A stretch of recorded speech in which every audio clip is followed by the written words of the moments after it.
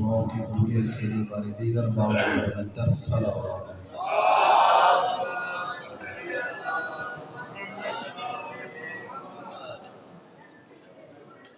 ما شاء الله لا حول ولا قوة إلا بالله العلي العظيم. أعوذ بالله من الشيطان الرجيم. بسم الله الرحمن الرحيم.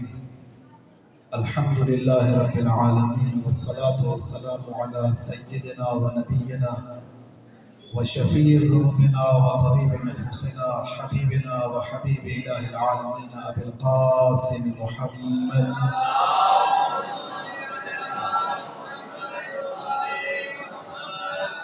وعلى آله الطيبين الأطهرين المعصومين المنتجبين الذين أذهب الله عنهم الرجس وطهرهم تطهيرا.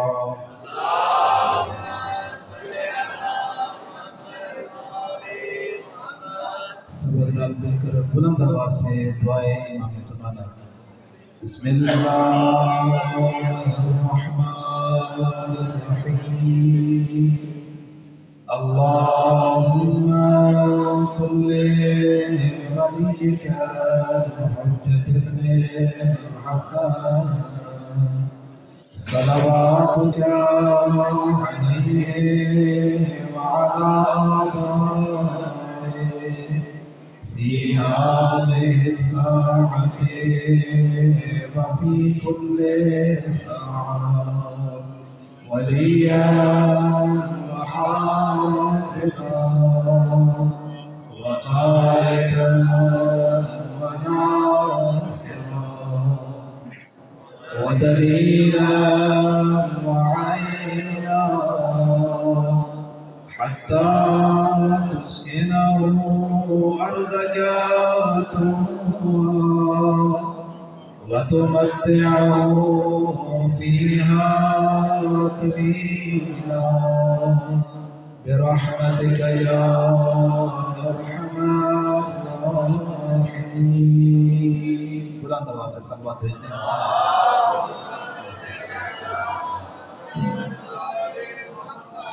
بسم اللہ الرحمن الرحیم. دروس نہج البلاغہ کے سلسلے کا یہ تیسرا درس ہے اور آج کے درس کا موضوع ہے امیر المومنین علیہ السلام کی وصیت.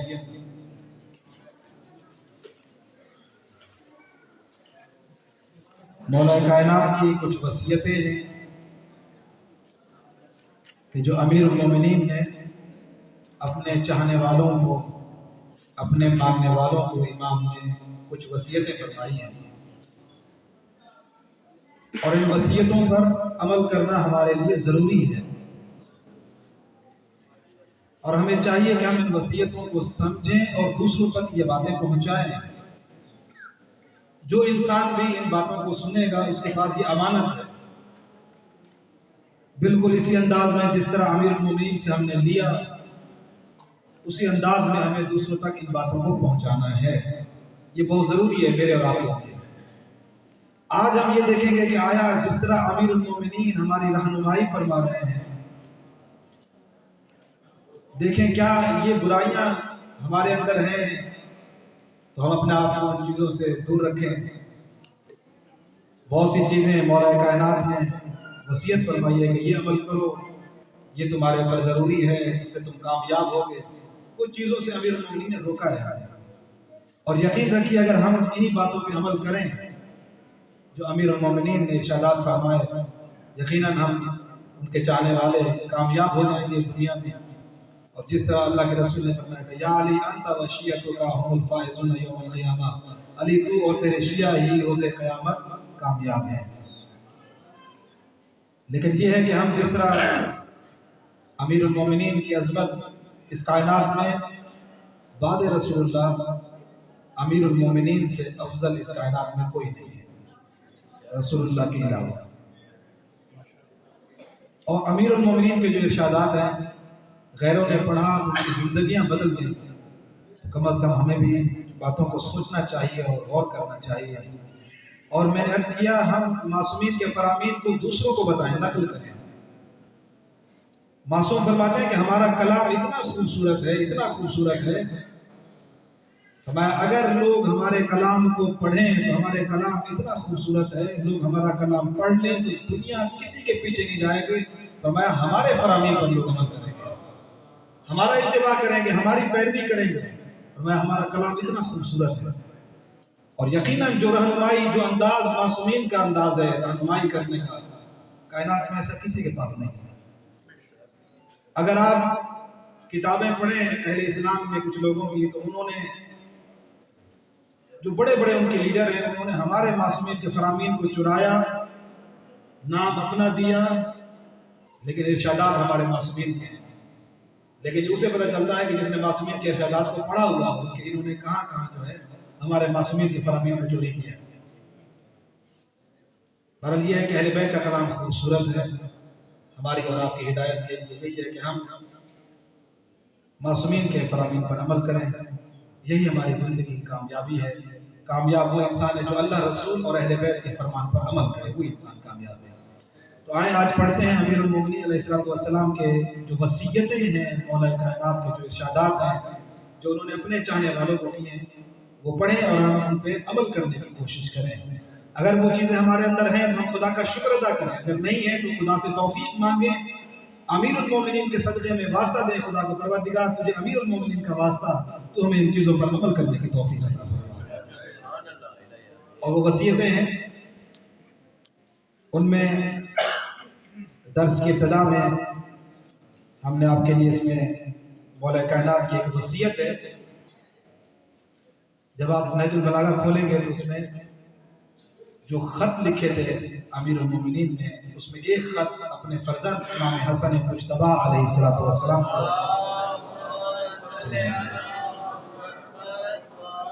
مولا نے ایک خط اپنے بیٹے کو لکھا، اور وہ وصیت نامہ ہے، ذرا توجہ سے اس میں سنیے گا۔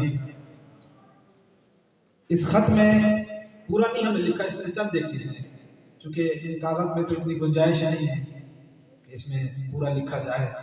انشاءاللہ آپ جب پڑھیں گے، یہ ہم نے ایک انداز آپ کو پیش کر رہے ہیں آپ کے سامنے نہج البلاغہ کو پڑھنے کا، کہ نہج البلاغہ کو پڑھنا کس طرح ہے، اس کو سمجھنا کس طرح ہے، تاکہ اس سے شوق پیدا۔ یہ ہم نے دیکھا ہے کہ جو لوگ جنہوں نے 7 دن اس درس میں شرکت کی ہے، تو جب انہوں نے کتاب لی ہے تو کتاب کو انہوں نے معرفت کے ساتھ پھر کتاب لی ہے، اور بہت ہی دل ان کا خوش ہوا کہ اب ہمیں کتاب پڑھنے میں مزہ بھی آئے گا۔ کیوں 7 دن وہ روز نہج البلاغہ کی باتیں سن کے، امیر المومنین کے فرامین سن کے، ان کا دل جو ہے، ان کا ذہن نہج البلاغہ کے فرامین کی طرف اب ان کا دل بن گیا، ان کا ذہن بنا کہ اب اس کتاب کو پڑھیں، ان کا شوق بڑھ گیا اس کتاب کو پڑھنے کے لیے۔ تو انشاءاللہ ہم ان دروس کے برکت کے صدقے میں انشاءاللہ اللہ ہمیں توفیق دے گا کہ ہم جب دروس ختم ہو گئے اور ہمیں کتاب ہمارے ہاتھوں میں آئے گی تو انشاءاللہ ہم اس کتاب کو روزانہ قرآن کی طرح اس کتاب کی تلاوت کرنا ہے انشاءاللہ۔ امیر المومنین نے اس میں آپ نے اپنے معصوم بیٹوں سے، جب ابن ملجم ملعون نے امیر المومنین کو ضرب لگائی، اس کے بعد مولا کائنات نے اپنے فرزندان کو یہ خطاب فرمایا۔ خطاب ان سے تھا، لیکن صرف ان کے لیے نہیں تھا، جس طرح قرآن کا اللہ تعالیٰ کا خطاب یہ نہیں تھا کہ اگر اللہ نے اس زمانے میں کہا تو اس زمانے کے لوگوں کے لیے بھی تھا، نہیں، قرآن تو قیامت تک کے لیے ہدایت ہے، قرآن ہر زمانے میں نیا ہے۔ تو جس طرح قرآن ہر زمانے میں نیا ہے، اسی طرح معصومین کے فرامین بھی ہر زمانے میں نئے ہیں۔ آپ جب پڑھیں گے ایسا لگے گا کہ جیسے امیر المومنین نے ہمارے زمانے کے لیے ارشادات فرمائے ہیں۔ ان میں سب سے پہلی وصیت جو امیر المومنین نے اپنے فرزندان کو کی اور ہمیں، وہ یہ ہے کہ فرمایا، اے بیٹو میں تم دونوں کو تقوی الہی کی وصیت کرتا ہوں۔ سب سے پہلے امیر المومنین، آپ کسی معصومین کے فرامین پڑھیں، ہمارے معصومین نے فرامین میں سب سے پہلے اپنے چاہنے والوں کو جن چیزوں کی وصیت کی ہے وہ پرہیزگاری، تقوی، کہ اللہ کی نافرمانی نہ کرنا، جو خدا نے واجبات دی ان کو ادا کرو، اس چیز کی طرف زیادہ معصومین نے تقوی کی طرف۔ اور اگر آپ نہج البلاغہ انشاءاللہ جب آپ پڑھیں گے تو آپ اس میں دیکھیے گا امیر المومنین نے جہاں اپنے فرزندان کو وصیت کی ہے، ایک وصیت نامے میں لکھا، کہا بیٹا میرے اس پورے وصیت نامے میں جتنی چیزیں میں نے تمہیں وصیت کی ہے، فرمایا اس پورے وصیت نامے میں سب سے اہم چیز جو اس وصیت نامے میں ہے وہ تقوی کی وصیت ہے۔ اور ہم آپ یقین رکھیں کہ تقوی بہت اہم ہے، اس لیے ہم کیا کہتے ہیں، امیر المومنین کو امام المتقین کہتے ہیں۔ ہم ہر آذان میں کہتے ہیں اشہد ان امیر المومنین و امام المتقین، علی متقیوں کے امام ہیں۔ تو ہمیں اور آپ جب ہم خود کہہ رہے ہیں کہ میں گواہی دیتا ہوں علی متقی کا امام ہے، اگر میں نے تقوی اختیار نہ کیا تو میں تو خود گواہی دے رہا ہوں، اس کا مطلب میں اپنی گواہی میں پھر جھوٹا ہو گیا۔ اگر میں کہوں علی متقیوں کے امام ہے اور میں خود تقوی اختیار نہ کروں تو اس کا مطلب ہے پھر میں خود کہہ رہا ہوں علی تو متقی کا امام ہے، اور میں اگر متقی نہیں ہوں تو اس کا مطلب ہے میں علی کا شیعہ نہیں ہوں اور علی میرے امام نہیں ہے۔ معاذ اللہ، خدا نہ کرے اللہ ہمیں تقوی اختیار کرنے کی توفیق عطا فرمائے۔ انشاءاللہ تقوی کا موضوع پہ الگ سے ایک درس ہے، تقریباً چوتھا پانچواں یا چھٹا درس ہے تقوی پہ انشاءاللہ، وہ امیر المومنین اس کے بارے میں کیا فرمایا وہ تفصیل انشاءاللہ بعد میں آپ کی خدمت پیش کریں گے۔ پہلی وصیت یہ، دوسری وصیت فرمایا دیکھو بیٹو دنیا کی طرف راغب نہ ہونا اگرچہ وہ تمہاری طرف راغب ہو، یعنی دنیا کے پیچھے نہ بھاگنا، دنیا سے محبت نہ کرنا، دنیا تمہارے پیچھے بھاگے لیکن تم دنیا کے پیچھے نہ بھاگنا۔ انسان دنیا کمانے کے لیے نہ سردی دیکھتا ہے نہ گرمی دیکھ رہا ہے۔ ابھی وصیت نامے میں بات آئے گی کہ ہم جس دنیا کے پیچھے دوڑ رہے ہیں ہمیں خدا کا ذکر بھول گئے، ہم دنیا کے چکر میں، ہمارے پاس وقت نہیں ہے، یہ کیوں نماز پڑھنے کا وقت نہیں ہے، روزی کرنا ہے۔ اللہ تعالیٰ قرآن میں فرما رہے ہیں خبردار کہیں یہ دنیا، یہ رزق اور روزی، تمہاری اولاد، تمہارا مال کہیں تمہیں خدا کے ذکر سے دور نہ کر دے۔ وہ روزی حرام ہے جو ہمیں خدا کے ذکر سے دور کرے، اس کو حلال نہ سمجھیے۔ جو یہ کہے جی کیا کریں اولاد کے لیے تو ہمیں روزی کرنی تھی نا، کیا کریں بس نماز رہ گئی، کیا کریں نماز پڑھیں یا روزی کریں؟ نہیں، نماز اہم ہے، نماز کو نہیں ترک کرنا۔ بھی روزہ رکھیں روزی کریں، صحیح کیا کریں ہم، پیٹ بھی تو بھرنا ہے۔ اللہ تعالیٰ فرماتا ہے خبردار قرآن میں کہیں تمہیں مال اور اولاد، دو چیزیں مال اور اولاد، کہا تمہیں ذکر خدا سے دور نہ کرتے، کہیں اولاد کو خوشیاں دینے میں، اولاد کو عیش و آرام دینے میں کہیں ہمارے واجبات نہ چھوٹ جائیں، کوئی فائدہ نہیں ہے۔ مولا کائنات فرماتے ہیں جس دنیا کو تم اکٹھا کر رہے ہو یہ دنیا یہی رہ جائے گی، تم قبر میں چلے جاؤ، دنیا یہی، کہا جس مال کو جمع کرے یہ مال یہی رہ جائے گا، یہ مال۔ اب اس میں زیادہ وضاحت کی ضرورت نہیں ہے، آپ دیکھ رہے ہیں کتنے لوگ ایسے ہیں دنیا میں بہت کچھ تھا لیکن جب مر گئے تو سب کچھ پیچھے پڑا ہوا۔ اور امیر المومنین ایک دن قبرستان میں امیر المومنین پہنچے اور قبرستان میں پہنچ کر قبر والوں سے کہا جو تم گھر چھوڑ کر آئے تھے وہ گھر وہی ہیں لیکن ان گھر میں رہنے والے بدل گئے ہیں، تم یہاں ہو تمہارا گھر یہ ہے، اس گھر میں کوئی اور ہے۔ فرمایا جو تم سواریاں چھوڑ کر آئے تھے سواریاں وہی ہیں لیکن سوار بدل گئے، پہلے تم سواری کرتے تھے اب تمہاری سواری میں کوئی اور سوار ہے۔ فرمایا وہ جو بیویاں تم چھوڑ کر آئے تھے اب انہوں نے شادیاں کر لی ہیں، وہ کسی اور کی ملکوہ ہو گئی ہے، تمہارے ہاتھ میں کیا ہے، تمہاری دولت کہاں ہے، تمہارا گھر کہاں ہے، تمہیں اپنے گھر پہ ناز تھا، تمہیں اپنی دولت میں تم اپنے کاروبار کے لیے خدا کے ذکر کو تم نے چھوڑ دیا کہ میرے کاروبار میں دکان تھوڑی دیر کے لیے بند کیوں کروں، نہیں میرے تو یہ تو وقت ہے میرا، تو ابھی تو گاہک آئیں گے میرے پاس، تم نے خدا کے ذکر کو اہمیت نہیں دی، آج تم قبر میں ہو۔ اور امیر المومنین نے فرمایا اگر خدا ان قبر میں بولنے والوں کو جو مرے ہوئے ہیں اگر خدا ان کو بولنے کی طاقت دے دے، اللہ رب العزت ان کو کہا اگر اللہ ان کو بولنے کی طاقت دے دے تو ان سے پوچھئے کہ قبر والوں تمہیں قبر میں کون سی چیز کام آئی ہے، یہ کہیں کہ ہمیں مال کام نہیں آیا، قبر میں ہمیں ہماری اولاد کام نہیں آئی، ہماری بیویاں، ہمارے بھائی، ہمارا خاندان ہمیں قبر میں کام نہیں آیا، قبر میں کون سی چیز کام آئی؟ امیر المومنین نے بتایا، فرمایا یہ بولیں گے، کہا ان سے پوچھو، کہا یہ بول کے بتائیں گے۔ جب مولا نے کہا نا بولو، صحابی ساتھ تھے، قبر سے آواز آئی فرشتوں کی، ان کی جتنے مرحومین تھے، کہا مولا آپ تو جانتے ہیں اللہ نے ہمیں بولنے کی اجازت نہیں دی، مولا آپ جانتے ہیں۔ امیر المومنین نے فرمایا بے شک اگر خدا ان کو بولنے کی اجازت دے تو جتنے لوگ قبر میں یہ بولیں گے اور یہ کہیں گے ہمارے کفن پرانے ہو گئے، ہمارے بال جھڑ گئے ہیں ہمارے جسم سے، ہماری آنکھیں پگھل گئی ہیں، اور یہ کہیں کہ ہمیں قبر میں ایک چیز کام آئی ہے وہ ہمارا تقوی ہمیں کام آئے گا، جس کے اندر تقوی ہوگا قبر میں وہی کام آئے گا، اولاد کام نہیں آئے گا۔ امیر المومنین آگے انشاءاللہ آج یہ وصیت نامے میں ہے، آگے جا کر فرمائیں گے کہ تم اولاد کے لیے اپنے آپ کو نہ تھکاؤ، اگر تمہاری اولاد نیک ہے تو اللہ انہیں بھوکا نہیں رہنے دے گا، اللہ ان کا ضامن بن جائے گا۔ اگر تمہاری اولاد بری ہے تو دشمن خدا اولاد کے لیے تم کیوں اپنے آپ کو تھکا رہے ہو؟ تم اپنی مال دن رات لگے ہوئے اولاد کے لیے، ہاں ان کو اولاد کو دو لیکن جب اولاد کو اکٹھا کر کے دے کے جا رہے ہو پھر اولاد کی تربیت بھی کر کے جاؤ، تاکہ جب تم مر جاؤ تو تمہاری اولاد تمہارے مال کو جمع تم نے کیا تو وہ حلال جگہ خرچ کرے۔ اگر تم جمع کر کے دے کے جا رہے ہو، اولاد نے حرام میں پیسہ اڑا دیا تو جمع کرنے والے سے قبر میں پوچھا جائے گا کس اولاد کو تم دے کر آئے تھے مال؟ اس لیے فرمایا دنیا کے پیچھے نہیں بھاگنا، ہاں دنیا اتنی لے جتنی دنیا کی ضرورت ہو۔ آپ دیکھیں دنیا اچھی چیز نہیں ہے، کیوں؟ اگر دنیا اچھی ہوتی، اگر مال اچھا ہوتا، اگر خزانے اچھے ہوتے، اگر زمینیں زیادہ ہونا، اگر زیادہ اچھا گھر اور یہ سب چیزیں، اگر دنیا کا کوئی معیار ہوتا، دنیا سب سے اچھی چیز ہوتی تو اللہ سب سے پہلے دنیا اپنے نبیوں کو دیتا اور اپنے اماموں کو دیتا۔ لیکن اللہ نے کبھی اپنے کسی امام کو دنیا نہیں دی ہے، اللہ نے کسی نبی کو دنیا نہیں دی۔ ایک دن امیر المومنین بیٹھے ہیں، اپنے جوتا بہت پرانا تھا امیر المومنین کا، کائنات کا مالک امیر المومنین جو جنت کا بھی مالک ہو، جو کائنات کا مالک ہو، علی کے پاس کسی چیز کی کمی نہیں تھی۔ ایک دن بیٹھے ہیں، اپنے پرانے جوتے کو امیر المومنین ٹانکے لگا رہے ہیں، پرانے جوتے کو۔ ابن عباس آئے، بیٹھ گئے، ابن عباس سے پوچھا ابن عباس اس جوتے کی کیا قیمت ہوگی؟ کہا مولا یہ تو اتنا پرانا ہو چکا ہے، اتنا پرانا ہو چکا ہے، آپ نے اس کو جگہ جگہ آپ نے پیوند کاری کی ہوئی ہے، مولا اگر ہم اس کو بیچنے بھی جائیں تو یہ اتنا کم ہو چکا ہے حیثیت میں، اس کو کوئی خریدے گا نہیں، اب یہ خریدنے کے لائق نہیں رہا، بیچنے کے لائق۔ مولا فرماتے ہیں ابن عباس میں اپنے اس جوتے کو اس دنیا کی حکومت سے افضل سمجھتا ہوں۔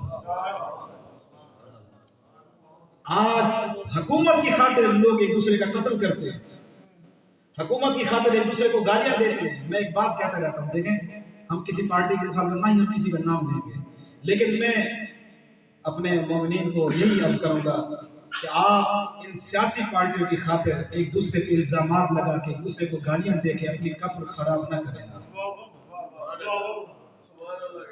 اگر میں نے دن رات اپنا ان دنیا داروں کے لیے وقف کر دیا، حکمران اپنے گھر میں آرام سے بیٹھا ہے، اگر میں نے لوگوں کو گالیاں دی، میں نے مومنین سے نفرت کی، کیوں؟ میری فلاں پارٹی ہے سیاسی، میری فلاں پارٹی ہے، میں نے ایک دوسرے سے نفرت کی، ایک دوسرے سے ظلم کیا، ایک دوسرے کی غیبت کی، ایک دوسرے کو مارا پیٹا، کیوں؟ ووٹ ہمیں دینا چاہیے۔ پولنگ اسٹیشن پہ کتنی لڑائیاں ہوتی ہیں۔ مومنین ایک دوسرے کا احترام کریں۔ اگر ہم نے محنت کر کے کسی کو جتوا بھی دیا تو ہم نے اس کی دنیا بنائی ہے، لیکن اپنا دین ہم نے خراب کر دیا ہے۔ اور حدیث میں ہے کہ گھاٹے میں ہے وہ شخص کہ جو دوسرے کی دنیا کی خاطر اپنا دین برباد کر بیٹھا۔ اگر میں نے لڑائی کی، میں نے کسی کی غیبت کی، میں نے کسی کا ظلم کیا، کسی کو گالیاں دی، کیوں؟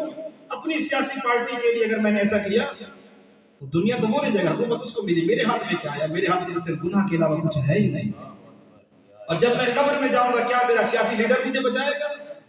نہیں۔ ان ایسے موقعوں پہ میں یہ نہیں کہتا کسی کو ووٹ نہ دیں، آپ دیں جس کو دینا چاہیں، لیکن کم از کم معصومین کی تعلیمات کو نہ بھولیں۔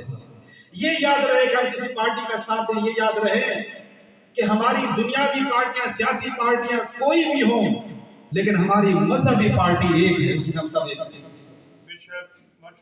اور وہ کس میں ہمارا ایک رشتہ ہے، سب سے علی ولی اللہ کا رشتہ ہے، اس میں ایک دوسرے کے خلاف کچھ نہ بولیں، احترام کریں ایک دوسرے کا۔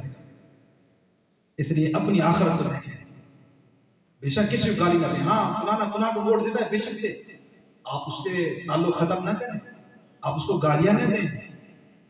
دنیا اپنی کسی دنیا چند دن کی ہے، آج آپ کو جس کو جتوا دیا، آپ نے گالیاں دے کر، لڑائیاں کر کے، جھگڑے کر کے آپ جتوا دیا، کتنے دن کرسی رہے گی اس کے پاس؟ آپ نے لوگوں کی غیبتیں کی، معاذ اللہ، ایسا نہیں کرنا چاہیے۔ لیکن آج کا سسٹم ہم مجبور ہیں، ہمیں ووٹ دینا ہے کسی نہ کسی کو، ہم اسے روک نہیں رہے، لیکن کم از کم ہم کسی کی کرسی کی خاطر، کسی کی دنیا کی خاطر اپنی آخرت برباد نہ کر بیٹھے۔ نہیں معلوم خدا کی طرف سے کب بلاوا آ جائے، وہ کرسی پہ بیٹھا ہو جس کی خاطر ہم لڑے، شیعوں کی آپس میں غیبت کی، ایک دوسرے کو مارا پیٹا۔ تو میں یہ پیغام اکثر خاص طور پہ ووٹوں میں تو میں یہ دیتا ہی رہتا ہوں، تو خاص طور پہ ان چیزوں کا تھوڑا لحاظ کرنا چاہیے، ایک دوسرے کا احترام ہر چیز میں۔ لہذا دنیا کے پیچھے نہ دوڑیں، دنیا ضرورت کی انسان لے، جتنی دنیا میں اتنا پیسہ اکٹھا کرے جتنا زندگی گزارنے کے لیے چاہیے، اتنی غذا دنیا سے لے جتنا انسان زندہ رہ سکے، زیادہ کے پیچھے نہ بھاگنا۔ امیر المومنین یہی فرمایا دنیا کی طرف زیادہ نہ بھاگنا، دنیا کی طرف راغب نہ ہونا، زیادہ دنیا کو پسند نہ کرنا۔ اگر دنیا کو زیادہ پسند کریں گے، میرے پاس یہ بھی ہو وہ بھی ہو، پھر آپ سے عبادات خدا چھوٹتی جائیں گے. آپ کے پاس اتنا وقت نہیں ہوگا کہ آپ کبھی کبھی کچھ ہم نے ایسے بھی لوگ دیکھے ہیں جن کے پاس نہ نماز کا وقت ہے نہ مجلس کا وقت ہے جن کے پاس. کیوں؟ ان کے پاس کاروبار کے علاوہ کوئی ٹائم نہیں ہے. وقت بچے تو وہ آئے نا ان چیزوں کے لیے. یہ کاروبار سب چیزیں یہی رہ گئے، سب کچھ یہی رہ گیا. تو لہذا کام ایک ہی چیز ہے، جو انسان کا تقویٰ ہوگا، پرہیزگاری ہوگی، انسان کا زہد انسان کو کام آئے گا. ایک وصیت. اس کے بعد امام نے فرمایا متاع دنیا میں جو تمہارے ہاتھ سے نکل جائے اس پر افسوس نہ کرنا. کوئی چیز نقصان ہو گیا، کوئی چیز ہاتھ سے چلی گئی، اب دن رات جب دیکھو افسوس کر رہے ہیں، اٹھے ہوئے بیٹھے، طبیعت خراب ہے، کیوں جی میری فلاں میرا نقصان ہو گیا. مولا فرماتے جو تمہارے ہاتھ سے چلا گیا، دنیا کی چیز تھی نا، چلی گئی، افسوس نہ کرو. ہاں دین کی کوئی چیز چلی جائے تو پھر ہر وقت افسوس کرو. مجھ سے نماز چھوٹ گئی، اس پہ افسوس ہونا چاہیے. میں نے اس مہینے روزے نہیں رکھ سکا، اس پہ افسوس کریں. دنیا کی کوئی چیز چلی گئی، افسوس نہ کریں. جو چیز چلی گئی وہ واپس نہیں آئے گی. قرآن میں اللہ بھی یہی کہتا ہے، جو چیز چلی گئی اس پہ زیادہ ہاتھ مت ملو. ہمارے یہ نقصان ہو گیا، جب بھی دیکھو پریشان بیٹھا ہوں. کچھ لوگوں کو دنیا چلی جائے تو ہارٹ اٹیک ہو جاتا ہے. یہ بے وقوفی ہے. دنیا کو اتنی اہمیت نہیں دینی چاہیے. دنیا کی چیزیں چلے گی کیا ہے، اپنے ایمان کی حفاظت کریں. دنیا تو آنا کرنا چاہیے. دنیا کی خاطر سے نا ہم اپنے ایمان برباد کر بیٹھے. ہمیں اپنے ایمان کی فکر ہونی چاہیے. ہمیں یہ فکر ہونی چاہیے کہ ماہ رمضان آ رہا ہے، میں کچھ ایسا کروں میرے روزے قضا ہوں. مجھے یہ کوشش ہونی چاہیے کہ میں اگر رات میں سوؤں تو صبح مجھے نماز کے لیے اٹھنا ہے. مجھے یہ فکر ہونی، اپنی نماز کی فکر ہونی چاہیے، اپنے اعمال کی فکر ہونی چاہیے. یہ سب چیز ہے. اور پھر فرمایا چوتھے نمبر پہ وصیت فرمایا ہمیشہ حق بولتے رہنا. جو بات کرنا حق بات کرنا، جھوٹ نہ بولیں، کسی کے ساتھ کسی کی غیبت نہ کریں، جو حق بات کریں، غلط بات نہیں کرنا چاہیے. اس کے بعد فرمایا تم دونوں اجر کے لیے عمل کرنا، دکھاوے کے لیے نہ، دنیا کے لیے نہ.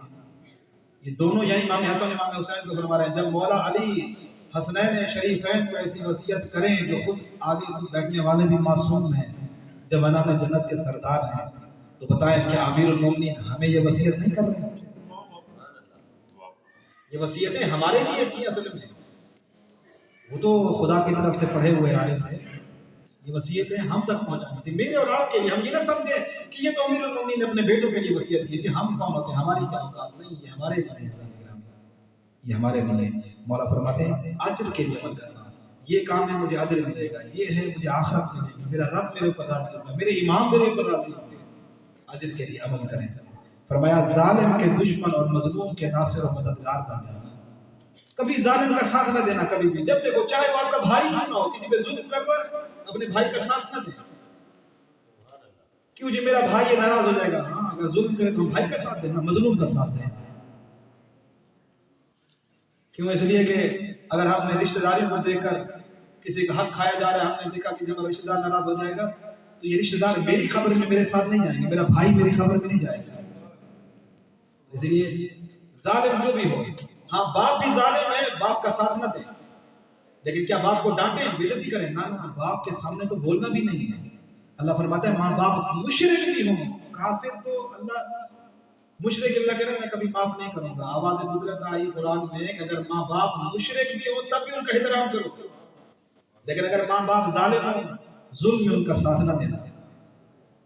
ماں باپ گناہ کے لیے کہے نہیں، ماں باپ کی اطاعت گناہ میں واجب نہیں ہے، نیکی ہوگا. لیکن پھر بھی اگر والدین گناہگار ہیں، فاسق ہیں، فاجر ہیں، نماز نہیں پڑھتے، ان کو ڈانٹنا نہیں ہے. فرمایا جس نے اپنے ماں باپ کی طرف غصے کی نگاہ سے دیکھا، اللہ 40 دن تک اس کی نمازیں قبول نہیں کرتا. غصے کی نگاہ سے دیکھنا، زبان سے بولنا تو بہت بڑا گناہ ہے. جس نے غصے کی نگاہ سے والد کو دیکھ لیا، خالی آنکھیں اٹھا کے غصے میں دیکھا، نمازیں قبول اللہ نہیں کرتا. کچھ گناہ ایسے ہوتے ہیں جن کی سزا اللہ آخرت سے پہلے دنیا میں دے دیتا ہے. ان میں ایک گناہ یہی ہے جو والدین کا نافرمان ہے، اللہ آخرت میں سزا دینے سے پہلے دنیا میں اسے سزا دے دیتا ہے. والدین کے نافرمان کی عمر کم ہو جاتی ہے، اللہ اس کی عمر گھٹا دیتا ہے. اگر کسی کو عمر اللہ نے مثلا 60 سال اللہ نے لکھی ہے اور وہ والدین کا نافرمان ہے، اپنے ماں باپ کی عزت نہیں کرتا، تو اللہ اس کی عمر گھٹا دیتا ہے. ہو سکتا ہے اللہ کی مرضی اس کی عمر 30 سال کر دے، اس کی عمر 40 سال کر دے. جوانی میں اس کو موت دے دے، خدا کی مرضی ہے. کیوں؟ ہو سکتا ہے اس نے اپنے ماں باپ کا احترام نہ کیا. جو رشتہ داروں سے تعلق توڑ دے، قطع رحمی کرے، بیچارہ وصیت میں آ رہا ہے، قطع رحمی جو کر دے رشتہ داروں، چھوٹی چھوٹی بات پہ، آج کے بعد تمہارا آنا جانا، میرے گھر نہ آنا، میں تمہارے گھر نہیں آتا، خبردار ہمارے گھر سے اگر کوئی بچہ اس کے گھر میں گیا، چھوٹی بات پہ اگر اپنے رشتہ داروں سے تعلقات ختم کر دیے جائیں، رشتہ داروں سے بول چال ختم کر دی جائے، تو اللہ انسان کی عمر گھٹا دیتا ہے. معصوم فرماتا ہے تعجب نہ کرنا اگر کسی کی عمر 60 سال کی تھی لیکن اس نے اپنے رشتہ داروں سے تعلق ختم کر دیا تو اللہ اس کی عمر 30 سال بھی کر سکتا ہے. 30 سال عمر گھٹ سکتی ہے. کچھ گناہ ایسے ہوتے ہیں جن کی سزا اللہ دنیا میں انسان کو دے دیتا ہے. اور اس کے بعد فرمایا اپنے درمیان صلح و آشتی کو برقرار رکھنا، آپس میں صلح رہنا چاہیے. یہ نہیں کہ ایسا انسان صحیح نہیں ہے جو بیٹھے میں اس کے ساتھ نہیں بیٹھوں کہ اس سے بھی لڑائی ہے، اس سے بھی لڑائی ہے، اس سے بھی لڑائی ہے. نہیں نہیں، ہر ایک سے صلح رکھیں. کسی کے ساتھ لڑائی جھگڑا نہیں ہونا چاہیے. وہ انسان کیسا انسان کہ اپنے معاشرے میں رہے، 10 گھروں کے درمیان میں رہتا ہے، 9 گھروں سے اس کی لڑائی ہو، نہ اس کے ساتھ بول چال ہے. ایسا نہیں، میں ہر ایک کے ساتھ صلح رکھوں، ہر ایک کے ساتھ بول چال رکھو. جھگڑا نفرت کسی کے ساتھ نہیں ہونی چاہیے. یہ امیر المومنین کی وصیت ہے. پھر فرمایا یتیموں کے سلسلے میں خدا سے ڈرتے رہنا، یتیموں کا خیال رکھنا چاہیے. اور پھر فرمایا ہمسایوں کے بارے میں بھی اللہ سے ڈرو، اللہ سے ڈرو. 2 مرتبہ امیر المومنین نے فرمایا کہ ہمسائے کا خیال رکھنا چاہیے، یعنی ہمسائے کا احترام. ہمسائے کے گھر میں کوئی بھوکا نہ ہو، ہمسائے کو کسی کی ضرورت ہے تو دے. بعض لوگ کہتے ہیں کہ وہ ہمیں کون سا دیتا ہے، ہم اسے دیں، مرتا ہے تو مرتا رہے. نہیں نہیں، یہ ہمارے معصومین کی سیرت نہیں ہے. ہمیں دنیا کے رواج میں چلنا ہے یا معصومین کی سیرت سے چلنا ہے؟ معصومین کی سیرت سے چلنا ہے. دنیا جائے جھاڑ میں، ہمیں دنیا کی ضرورت نہیں ہے. دنیا ہمارے ساتھ نہیں ہوگی. معصومین کے فرامین پہ ہم عمل کریں، ہم ان کا کلمہ پڑھتے ہیں. رواجوں کا ہم اہمیت نہ دیکھیں کہ کیا کریں، رواج ایسا بن گیا ہے ہم کیا کریں. نہیں، رواجوں کو ہم نہ دیکھیں، ہمیں ان غلط رواجوں کو توڑنا ہے. ہر بندہ اپنے آپ کو درست کرے تو معاشرہ خوبصورت ہو جائے گا، ہمارے معاشرے میں اچھائیاں آ جائیں گی. اس کے بعد فرمایا قرآن کے سلسلے میں اللہ سے ڈرتے رہنا. 2 مرتبہ یعنی قرآن کو پڑھنا. ایسا نہیں ہے قرآن کو الماری کی زینت بنا دیا جائے. کتنے لوگ ہم میں بیٹھے ہوئے جو روز قرآن کی تلاوت کرتے ہیں؟ کیوں ہم قرآن کی تلاوت کیوں نہیں کرتے؟ وجہ کیا ہے؟ ہم آدھا گھنٹہ فیس بک کو دے دیتے ہیں، 1 گھنٹہ دے دیتے ہیں. کوئی ویڈیو آ جائے ان کو دیکھتے ہیں، 10 منٹ کے ویڈیو کلپس بنے ہم ان کو دیکھتے ہیں. قرآن کی ہمارے پاس 5 منٹ بھی نہیں ہمارے پاس. کیوں؟ ہم نے اپنی اولادوں کو قرآن کی تربیت دی؟ قیامت والے دن سوال کیا جائے گا اپنی اولاد کو قرآن پڑھایا تھا یا نہیں پڑھایا؟ کہا کچھ لوگ قیامت میدان محشر میں ایسے لوگ آئیں گے، میدان محشر میں کچھ لوگ جن کے سروں پر انبیاء جیسے تاج ہوں گے. وہ دنیا والے حیران، محشر میں جو کھڑے ہوئے حیران ہو گئے، یہ کون ہے؟ انبیاء ہیں؟ کہا جائے گا نہیں، ولی خدا ہے. نہیں نہیں، امام ہیں. تو ان کے سروں پر تاج کیوں انبیاء جیسے؟ یہ کون ہیں یہ لوگ؟ کہا جائے گا یہ وہ لوگ ہیں جنہوں نے دنیا میں اپنی اولاد کو قرآن کی تعلیم دی تھی. فرمایا جو نوجوان قرآن پڑھتا ہے، نوجوان، امام نے خاص ارشاد فرمایا، چھٹے امام کا ارشاد ہے، فرمایا جو نوجوان قرآن پڑھتا ہے، قرآن اس کے خون اور گوشت میں مخلوط ہو جاتا ہے جیسے نمک آٹے میں مخلوط. اب نمک اگر ڈالے تو نظر آئے گا نمک کہاں ہے؟ نہیں نظر آئے گا، لیکن ذائقہ دے گا، لیکن نظر نہیں آئے گا. ایسے مخلوط ہو جاتا ہے نمک کا خون میں اور گوشت میں. قرآن ایسے نوجوان کے جسم میں مخلوط ہو جاتا ہے.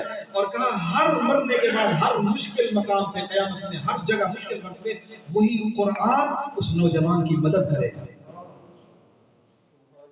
اور کہا جو بندہ دیکھ کر قرآن کی تلاوت کرے، دیکھ کر قرآن اٹھا کے پڑھے گا، کہا جو دیکھ کر قرآن کی تلاوت کرے اللہ اس کے والدین کے گناہوں کو بخش دیتا ہے. قرآن سے محبت رکھیں. قرآن بہترین ساتھی ہے.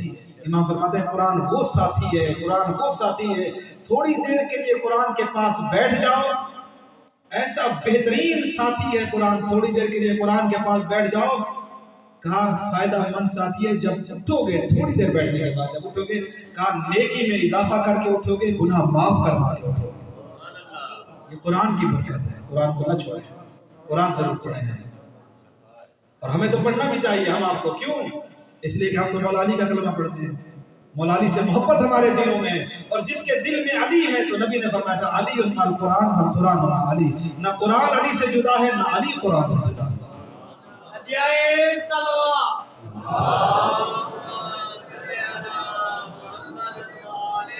وہ مولا علی کا چاہنے والا اور قرآن نہ آتا ہو یہ افسوس کی بات ہے۔ کوئی بوڑھا بھی ہو گیا قرآن یہ اب بھی پڑھے، امام صادق علیہ السلام فرماتے ہیں، امام کے شاہد نے فرمایا ہمارا چاہنے والا اس وقت تک اگر قرآن نہیں پڑھا ہوا مرتے دم تک اسے چاہیے قرآن پڑھے، ہمارا شیعہ جب مرے تو اسے قرآن آتا ہو، امام فرماتے پڑھنا آتا ہو، یا پڑھتے ہوئے سیکھتے ہوئے مر جائے۔ اگر قرآن سیکھتے ہوئے مر گیا پورا نہیں پڑھ سکا تھا تو اللہ قبر میں فرشتوں کو کہے گا اس کو قرآن پڑھاؤ۔ لیکن اگر قرآن نہیں پڑھتا تھا اور باہر مر گیا، باہر قرآن کے ختم ہو رہے ہیں، تو اب میرے پاس اتنا وقت بھی اب زیادہ نہیں ہے کہ میں اس بات کو تھوڑا وضاحت سے بیان کروں، کہیں کچھ لوگوں کو سخت نہ گزرے، تو قبر میں فرشتے اتنا تو کہیں گے، یہ واقعات موجود ہیں، قبر میں اتنا تو کہیں گے سن اس قرآن کو جس کو تو پڑھتا نہیں تھا، تیرے اصالِ ثواب کے لیے پڑھا جا رہا ہے، تو نے تو کبھی قرآن اٹھایا ہی نہیں تھا، دنیا کی کتابیں پڑھتے تھے، ناول پڑھتے تھے، قصے کہانیاں پڑھتے تھے، خدا کی کتاب کو نہیں پڑھتے تھے۔ سوال ہوگا ضرور یہ فلانا مر گیا خود ساری زندگی قرآن کیوں نہیں پڑھا؟ دنیا میں بہت قابل تھا، حساب کتاب میں بہت ماہر تھا، کاروبار بہت بڑا تھا، اب مر گیا اس کے لیے 10 ختم ہو رہے ہیں قرآن کے، خود پڑھنا نہیں آتا تھا، وقت ہی نہیں تھا اس کے پاس قرآن پڑھنے کو۔ اب فرشتے کہیں گے سن ذرا وہ قرآن تیرے لیے پڑھا جا رہا ہے جو تو خود قرآن نہیں پڑھتا تھا۔ اب اسے آگے میں کچھ نہیں کہوں گا، واقعات تو بہت سخت ہیں، پر اللہ ہمیں اور آپ کو قرآن پڑھنے، سیکھنے، اس پر عمل کرنے کی توفیق عطا فرمائے۔ آگے امام نے فرمایا نماز کے سلسلے میں اللہ سے ڈرو، 2 مرتبہ فرمایا کیونکہ وہ تمہارے دین کا ستون ہے۔ اللہ نماز کو اہمیت نہیں ہے، نماز کو اہمیت دینا چاہیے۔ نماز کہا کفر اور اسلام کے یہ حد ہے نماز درمیان میں، نماز کو اہمیت دینی چاہیے۔ کتنے ایسے لوگ ہیں نماز کو اہمیت نہیں دیں گے، اذان ہو رہی ہے بیٹھے ہوئے چپ کر کے، نماز ہو رہی ہے پرواہ نہیں ہے۔ حضرت امام جعفر صادق علیہ السلام، اب سنیے امام فرماتے ہیں میرے شیعوں کو پہچاننا ہو تو 2 طریقے سے پہچاننا، میرے شیعوں کو پہچاننا ہو تو 2 طریقے سے پہچاننا۔ پہلا طریقہ کہا دیکھو جب نماز کا وقت ہو ہمارا شیعہ نماز میں کتنی جلدی کرتا ہے، اگر جلدی کرے نماز کے لیے سمجھو ہمارا شیعہ ہے۔ دوسرا کہا دیکھو ایک دوسرے کی مدد کرتے یا نہیں کرتے، جو کلمہ اہل بیت پڑھتا ہوگا، جو ہماری ولایت کا کلمہ پڑھتا ہوگا، کہا دیکھو وہ آپس میں ایک دوسرے کی مدد کرتے یا نہیں کرتے، کہا ایک ہمارا چاہنے والا ہمارے دوسرے چاہنے والے کی مدد کرے تو سمجھنا یہ ہمارا شیعہ ہے۔ لیکن اگر شیعہ کی مدد نہ کرے تو اپنے آپ کو کہتا رہے میں شیعہ ہوں، لیکن وہ کہتے ہیں ہمارا شیعہ نہیں ہے۔ کہا جو نماز کی طرف دوڑتا ہوا نظر آئے تو سمجھنا کہ وہ ہمارا شیعہ ہے، جو زبانی کہتا رہے میں شیعہ ہوں، نماز کے وقت اس کو پرواہ نہ ہو۔ میں ایک جملہ کہتا ہوں آج بھی آپ کی خدمت میں عرض کرتا چلوں، کچھ باتیں اپنے ذہن میں بٹھا لیں۔ جب اذان صبح ہو نا، صبح کی اذان، آج سے ذہن میں رکھ لیں، جب اذان صبح آئے کانوں میں آواز ہے تو سمجھیں کہ علی اکبر کی اذان مجھے بلا رہی ہے، کربلا میں اذان علی اکبر نوجوانوں کو بلا رہی ہے، کبھی نماز نہیں چھوٹے گی صبح۔ اچھا اگر ظہرین کی اذان ہو تو سمجھیں کہ امام حسین کی اس آخری اذان جو کربلا میں ہوئی تھی وہ اذان مجھے بلا رہی ہے، نماز ظہر کبھی نہیں چھوٹے گی۔ اور جب مغرب کی اذان ہو تو سمجھیں شام غریبہ کی اذان ہے، اور امام سجاد نے کس حالت میں نماز پڑھی تھی، کبھی ہم سے نماز نہیں چھوٹے گی۔ تو اس لیے نماز کی پابندی امیر المومنین یہی فرما رہے ہیں کہ نماز کے سلسلے میں اللہ سے ڈرتے رہنا، اور بار میں وسیع نے فرمایا اللہ کے گھر کے سلسلے میں اللہ سے ڈرتے، کعبہ کے اگر حج واجب ہے تو حج ضرور کرنا، کسی کے اوپر استطاعت ہے، حج کے پیسے ہیں، حج کا خرچہ بھی ہے، اور حج پہ اگر جائے تو 1 سال کا خرچہ اور بھی ہے اس کے پاس، اس پہ حج واجب ہو جاتا ہے۔ کچھ بیچنے کی ضرورت نہیں ہے، زمینیں بیچ کے حج پہ جانے کی ضرورت نہیں ہے۔ ہاں استطاعت ہے، پیسہ آپ کے پاس آیا، قرضہ اٹھا کے جان کہہ کہ میں حج کرنے جاؤں، نہیں ایسا حج ضروری نہیں ہے، واجب نہیں ہے۔ ہاں حج اگر واجب ہو جائے، کہیں سے استطاعت آپ کے پاس آ گئی، پیسہ آ گیا ایک ساتھ، اب آپ کے پاس حج واجب ہو جاتا ہے، آپ کو حج کرنا چاہیے۔ قرضے وغیرہ کوئی نہیں ہے، کسی کا قرضہ نہیں دینا ہے، خمس وغیرہ ادا کر رہے ہیں۔ اب اگر پیسے بچ جاتے ہیں آپ کے پاس، خاص طور پہ جو ریٹائرڈ होते हैं लोग पेंशन में एक साथ आता है या रिटायरमेंट का पैसा मिलता है, उनको थोड़ा सोचना चाहिए अपने वाजिबात अदा करने के बाद पैसा बच जाए, हज वाजिब है। कहा जिस पे हज वाजिब हो और न करे, अल्लाह के नबी ने फरमाया वो मेरे इस्लाम पर नहीं मरेगा, वो काफिर होकर मरेगा। हज इस्लाम का बहुत अहम रुकन है, इसको अमीरुल मोमिनीन ने इरशाद फरमाया। और फरमाया अपने अमवाल, जान और ज़बान से जिहाद करने के बारे में अल्लाह से डरो। जरूरी नहीं जिहाद तलवार से होता है, जरूरी नहीं, ज़बान से भी जिहाद है, माल से भी जिहाद है। जहाँ इस्लाम को हमारे माल की ज़रूरत है, दीन को हमारे माल की ज़रूरत है, वहाँ माल अपना दे दें। इसलिए कि जो माल आप दीन की राह में देंगे वो हमारा माल ज़ाया नहीं जाएगा, वो अल्लाह के पास महफूज होगा, अल्लाह उसको दूना देता है। अल्लाह फरमाता है तिजारत मेरे साथ कर लो, जो मेरे साथ तिजारत करेगा खुदा कहता है मैं कभी उसको धोखा नहीं दूंगा, उसको नफा करके दूंगा, इजाफा करके दूंगा। अल्लाह वो है जिसके साथ कारोबार किया जाए। और अमीर ने फरमाता है तुम पर एक दूसरे से मिलना जुलना और आपस में जूद व बख्शिश से काम लेना फर्ज व वाजिब है। एक दूसरे से मिले जुले, एक दूसरे से मोहब्बत रखें, एक दूसरे पर सखावत करें, एक दूसरे को अता करें, एक दूसरे को हदिया दें। मोमिनीन एक दूसरे को हदिया दें, एक दूसरे की मदद करें, मुश्किलात में मदद करें एक दूसरे की। किसी के यहाँ बेटी की शादी है, देखें बेचारे की आमदन कितनी है, बड़ी मुश्किल में शादी कर रहा है, जितना आप सोच सकता है, अपने भाई की, अपने रिश्तेदार की, मोमिन की मदद करें। इसलिए इस्लाम कहता है नमाज बाजमात पढ़ें, क्यों? जब जमात में लोग ज्यादा होंगे, मोमिनीन आपस में एक दूसरे से मिलेंगे, एक दूसरे के हाल दरियाफ्त करेंगे, कैसे हालत है, क्या हाल है, ठीक है, खैरियत से। रोज मिलेंगे तो एक दूसरे की हालत मालूम होगी ना। ये बहुत फलसफा है बाजमात नमाज अदा करने का, एक दूसरे से मिलते जुलते रहना चाहिए। और फिर फरमाया अम्र बिल मारूफ और नही अनिल मुनकर को कभी तर्क न करना, नेकी का हुक्म देते रहना, बुराई से लोगों को रोकते रहना। और फरमाया ऐ फर्जंदान अब्दुल मुत्तलिब, मेरे बाद ऐसा न हो कि तुम कत्ल अमीरुल मोमिनीन के नारे बुलंद करते हुए खून मुस्लिमीन से हाथ रंग बैठो, खबरदार मेरे बाद फकत मेरे कातिल को कत्ल करना। अब देखिए मौला कायनात का ये जुमला कैसा रहनुमा उसूल है।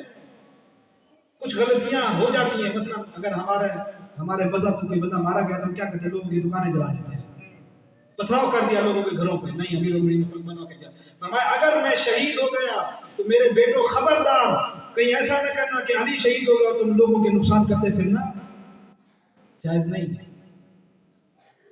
ऐसा नहीं है कि हाँ जिसने नुकसान किया उसको सजा होनी चाहिए, मार कोई और जाता है, नुकसान किसी गरीब का कर देना, बेशक वो जिस मजहब में भी है, हमें इस्लाम हुक्म नहीं देता। अमीर आप इंशाल्लाह नजर पूरा वसीयत नामा पढ़िएगा और ये वाकया पढ़िएगा। अमीरुल मोमिनीन ने ये फरमाया कि जब कहा उसने मुझे एक ज़र्ब लगाई थी, मेरे कातिल को एक ही ज़र्ब था।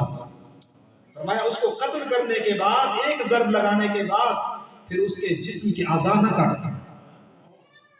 ऐसा नहीं है कि फिर अमीरुल मोमिनीन के कातिल है, ईमानी एक जज्बा होता है ना कि इसकी लाश को भी खराब कर दिया जाए, क्यों? तब हमारा दिल सुकून मिलेगा।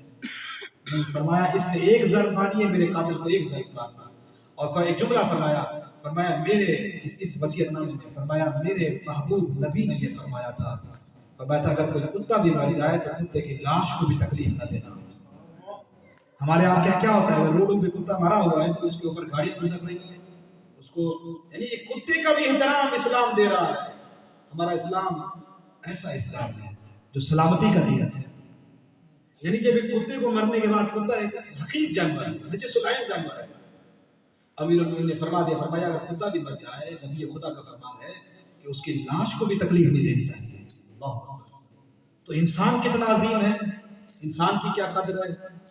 आप जरा सोचिए कि हमारे अंदर इस्लामी तालीमात हैं, हम छोटी छोटी बातों में एक दूसरे से नफरत करते हैं, एक दूसरे को अजियत देते हैं, और इस्लाम तो ये हुक्म दे रहा है, जानवरों के लिए इतना बड़ा हुक्म है इस्लाम। तो इसलिए कम अज कम हाँ अगर कोई जुल्म भी करता है, एहतजाज का तरीका ये नहीं है कि किसी के घर में पथराव, किसी का घर जला देना चाहिए। नहीं, जो कसूरवार है सजा तो उसको मिलनी चाहिए, जिनका कसूर नहीं हम उनके घर क्यों जलाते हैं? ये अमीरुल मोमिनीन की सीरत नहीं है। मौला कायनात ने अपने फर्जंदान को मना कर दिया, फरमाया ऐसा ना हो कि मेरी शहादत के बाद तुमको अमीरुल मोमिनीन मारे गए, कत्ल हो गए, अब उठो और लोगों घर जला दो। मैं खबरदार ऐसा कभी ना करना। ये मौला कायनात की वसीयत, इन चीज़ों को वसीयतों को सामने रखिए और हमें इन वसीयतों के मुताबिक ज़िंदगी गुजारना चाहिए। आगे जवानों के नाम मेरे मौला कायनात की जो वसीयतें हैं उसमें अमीरुल मोमिनीन ने एक ख़त लिखा, और जब सिफ़ीन से वापसी आ रहे थे तो हाज़रीन एक मकाम है, वहाँ पर खड़े होकर इमाम हसन मुज्तबा के नाम एक ख़त तहरीर फरमाया, और ख़त नंबर वो है 31। اور اس 31 میں امیر المومنین نے وصیتیں جو فرمائی ہیں اس میں پہلی وصیت تھی تقویٰ اور پاک دامنی کے بارے میں. اور اس میں دیکھیے جملہ امیر نے فرمایا بیٹا میری وہ بہترین وصیت جسے تمہیں تھام کر رکھنا چاہیے وہ یہ ہے کہ تقویٰ الہی اختیار کر. تو کہتے ہیں مولا فرماتے ہیں یہ میری بہترین وصیت ہے جو امام حسن مجتبیٰ کو کہتے ہیں متقی انسان بن جاؤ، پرہیزگار انسان بن جاؤ. مولا کہنا فرماتے ہیں گناہگار شیعہ ہمیں نہیں چاہیے، فاسق و فاجر نہیں چاہیے، بے نماز شیعہ نہیں چاہیے. امیر المومنین کی سیرت پہ عمل کریں. مولا کہنا بار بار کریں کہ مجھے متقی شیعہ چاہیے، مجھے پرہیزگار شیعہ چاہیے. اللہ اکبر. معصومین بہت محبت کرتے ہیں اپنے شیعوں سے. ایک دن امام زین العابدین علیہ السلام کو کسی نے کہا،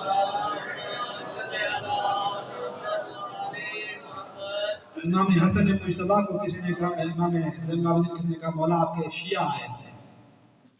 اب سنیے گا، جب کہا نا مولا شیعہ آئے ہیں، راوی کہتا ہے ہم نے دیکھا امام اتنے تیز دوڑے اٹھ کے، پیروں میں امام کے جوتے نہیں تھے، ہمیں ڈر تھا کہ کہیں امام گر نہ جائیں. میرے شیعہ آئے ہیں، محبت میں امام گئے، دروازہ کھولا، جب سامنے نظر پڑی پیچھے ہٹ کے دروازہ بند کر دیا. کہا تمہارے چہروں پر تو شیعوں کے آثار نہیں ہیں، ہمارے شیعہ ہوتے تمہارے پر علامات کیوں نہیں ہے شیعوں والی؟ اب وہ ظاہری علامات کون سی ہوگی وہ آپ سب مجالس سننے والے ہیں. میں سخت تبلیغ کا عادی نہیں ہوں. پھر لوگ کہیں گے اب دیکھیں چہروں پہ کون کون سی نشانیاں ہونی چاہیے شیعوں والی. کہیں ایسا نہ ہو. آپ یہ یاد رکھیے جو بندہ جس حالت میں مرے گا اسی حالت میں قیامت والے دن اٹھے گا. لیکن ایک جملے کی مجھے اجازت دیں، اگر میں بغیر داڑھی رکھے مر گیا تو قیامت والے دن ایسے ہی اٹھوں گا. مجھ میں ہمت ہے میں سامنا کر سکوں امیر المومنین کا. معذرت کے ساتھ میں جملہ عرض کروں گا. شیخ عباس قمی علیہ الرحمہ نے بھی لکھا، ایک شخص کربلا گیا زیارت کے لیے اور روز شیو کر کے جاتا تھا امام حسین کی زیارت کے لیے. ایک دن خواب میں کربلا میں دیکھا سرکار کی زیارت میں. فرمایا تو اپنے جب وطن پہ تھا تب بھی میرے اوپر ضربیں چلاتا تھا، یہاں بھی ضربیں چلا رہا ہے میرے اوپر. ایسا شیعہ جو ہے تھوڑی سی سوچنا چاہیے. دنیا کی خاطر کچھ نہ کریں، اپنے مولا کو راضی کریں، اپنے مولا کو راضی کریں. جو جس حالت میں مرے گا اسی حالت میں اٹھے گا. تو اتنا کم از کم سوچنا چاہیے کہ شیعوں کے علامات ہمارے وجود سے بھی دکھائی دینی چاہیے. ہم چلیں، معصوم فرماتے ہیں ایسے بن جاؤ، ایسے بن جاؤ جب تم چلو لوگ دیکھ کر کہیں جعفر صادق کا شیعہ جا رہا. فرمایا تمہیں دیکھ کر لوگ ہمیں دعا دیں. اگر اولاد نیک ہو نا تو لوگوں کے ساتھ اگر اولاد نیکی کرے تو لوگ دعا دیتے ہیں اللہ تمہارے والدین پہ رحمت نازل کرے. کتنا نیک بیٹا ہم اس معاشرے میں دے کر گئے، لوگوں کی مدد کرتا ہے. اور اگر اولاد بری ہو لوگوں کو تکلیف دے تو لوگ اس پہ بھی لعنت کرتے ہیں، ماں باپ بھی لعنت کرتے ہیں. فرمایا ایسے بن جاؤ لوگ تمہیں دیکھ کر، ہمارا غیر بھی دیکھ کر کہے خدا رحمت نازل کرے جعفر صادق پر، یہ ان کا شیعہ ہے، کیسے عظیم شیعہ ہے. ہم ایسے بنے عزیزان گرامی. اہل بیت شیعوں سے بہت محبت کرتے ہیں. اور پھر فرمایا امیر ایک اور مقام پر ارشاد فرماتے ہیں اے بندگان خدا یاد رکھو کہ تقویٰ ایک مضبوط اور مستحکم قلعہ ہے. خط نمبر 150 میں امیر نے فرمایا. اور شہید مطہری علیہ الرحمہ نے تھوڑا سا تقوی کے بارے میں بتایا ہے، اس کو آپ پڑھیے گا کہ تقویٰ کیوں ضروری ہے ہمارے لیے. آج کل معاشرے میں برائیاں کیوں ہیں، حقوق ایک دوسرے کے کیوں کھائے جا رہے ہیں، گھر کے اندر سکون نہیں ہے، گھر کے اندر لڑائیاں ہیں، بھائی لڑ رہے ہیں، بھائی بہن لڑ رہے ہیں آپس میں، میاں بیوی لڑ رہے ہیں، اولاد ماں باپ کے ساتھ کیوں؟ وجہ کیا ہے؟ اس لیے کہ ہمارے اندر تقویٰ نہیں ہے. ہمیں ایک دوسرے کے حقوق کا علم ہے، ہم نے شریعت کو نہیں پڑھا، ہم نے اسلام کو نہیں پڑھا ہے، ہم نے اپنے دین کو پڑھا نہیں ہے، ہم نے خدا کے جو اللہ نے یہ قرآن دستور دیا تھا دین اسلام کا، ہم نے اس کو نہیں پڑھا ہے صحیح طریقے سے. اس لیے ہم نام کے مسلمان ہیں، کلمہ تو پڑھتے ہیں لا الہ الا اللہ محمد رسول اللہ، لیکن وہ کلمہ ابھی تک ہمارے اندر اترا نہیں ہے ابھی تک. اس لیے ہم ایک دوسرے کو قوانین کو پڑھیں اسلام کے تاکہ ہمارے اندر تقویٰ آئے. اور پھر اس میں آگے فرماتے ہیں جوانی میں حاصل واقع، اس کی بھی ایک وصیت کرتا ہوں. جوانی میں تمہیں موقع ملتا ہے عبادت کا، اب عبادت کرو، اب نمازیں پڑھو. کیوں تم جوانی میں زیادہ عبادت، زیادہ نمازیں پڑھ سکتے ہو، زیادہ نیک اعمال کر سکتے ہو. میں اس وقت پر نمازیں پڑھنے کا شوق ہوگا جب بیمار ہو جاؤ گے، جب صحیح طریقے سے رکوع نہیں کر سکو گے. آپ کہو گے یا بیٹھ کر رکوع کرنا ہے، صحیح طریقے سے خدا کو سجدہ بھی زمین پر نہیں کر سکو گے. اب عبادت کا وہ مزہ نہیں ہے جو جوانی میں مزہ تھا. اس وقت عبادت کرے نا، لمبے لمبے سجدے کرنا چاہیے. فرمایا جتنا انسان سجدے میں خدا کے قریب ہوتا ہے اتنا کسی وقت بھی قریب نہیں. لمبا لمبا سجدہ کریں. کہا انسان کا سجدہ کرو تمہارے گناہ تمہاری مجھ سے گر جائیں گے. اور امیر نے جملہ فرمایا دعائے قبائل پڑھنے والے آپ سنتے ہیں, سجدہ کرنا ہے پروردگار تو ان چہروں پہ عذاب نازل کرے گا, تو ان چہروں کو جہنم کی آگ میں جلائے گا جو تیری عظمت کے سامنے جھکتے ہیں. اللہ اکبر, خدا کی عظمت کے سامنے سر جھکائیں, ہم پروردگار کے سامنے جھک جائیں. یہ اصل چیز ہے اللہ نے کرا. جوانی میں جو موقع مل گئے, صحت ہے اس سے فائدہ لیں. آج ہم قرآن پڑھ سکتے ہیں, ہو سکتا ہے بڑھاپے میں ہماری نظر کمزور ہو جائے, اب شوق ہے کیوں, اب کہیں کے نہیں رہے تو اب نماز پڑھنے کا موقع مل گیا. جوانی میں تو کبھی مسجد میں نہیں گیا, بڑھاپا آ کے اب سب میں آگے آگے بیٹھتے ہیں, لیکن کیا ہے اب وہ نماز کا مزہ نہیں رہے گا. وہ جوانی میں توانائی تھی, وہ نمازیں پڑھنے کا ایک طاقت تھی, عبادت کرنے کی. اب شوق بھی ہے تو کوئی فائدہ نہیں ہے, کیوں جسم ساتھ نہیں دے رہا. فرمایا جو جوانی کا موقع مل جائے, امیر المومنین فرماتے ہیں کہ اس سے فائدہ اٹھانا چاہیے. دوسرے صفحے سے فرمایا خود سازی, اپنے آپ کا ہم کردار بنائیں, اپنے آپ کو بنائیں, اپنا کردار خود سازی اپنے اندر رکھیں, اپنے آپ کو بنائیں. دوسروں کی فکر نہ کریں, سارا دن بیٹھ کر وہ کیا کر رہا ہے, وہ کیا کر رہا ہے, وہ ایسا ہے, وہ فلانا ہے, وہ فلانا نہیں, میں کون ہوں. امام نے فرمایا خدا رحمت نازل کرے اس شخص پر جو دوسروں کے عیبوں کو بھلا کے اپنے عیب کو یاد کرے کہ میں کیسا ہوں, کیا میں تو میرے اندر تو یہ برائی نہیں ہے. یہ اپنے آپ اپنا حساب کرے, دوسروں کے حساب کتاب نہ کرے, اپنے آپ کا حساب کتاب کرے. انسان خود سازی کرے, روز سوچے مجھے کرنا کیا ہے. ہر روز سونے سے پہلے دیکھیں آج میں نے کون کون سے گناہ کیے. اگر میں نے 100 گناہ کیے معاذ اللہ, توبہ کر لینی چاہیے, کل ان میں سے کم گناہ کروں. اور دیکھو کہ آج اگر گناہ کم ہوتے جا رہے ہیں تو خدا کا شکر ادا کرتا چلے.